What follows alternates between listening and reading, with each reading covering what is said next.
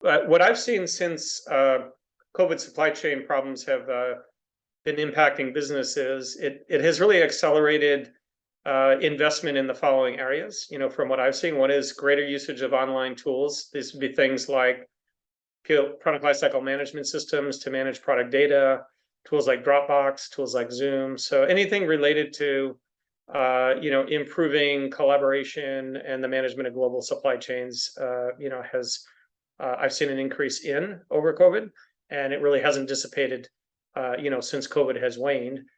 The other areas around more focus on selection of components. So, what does it take to select the right parts? How do you get supply chains to be more resilient? Think things like the war in Ukraine, China.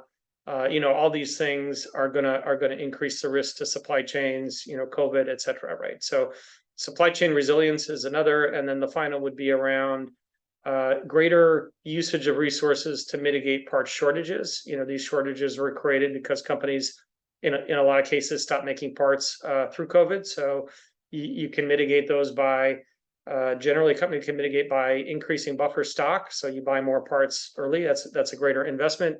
Or finding parts on the gray market, which generally I don't recommend because you don't know the quality of the part. Or designing parts that are more easily available if that's possible. So at a high level, those are the changes and the investments that I've seen since COVID in the product development process.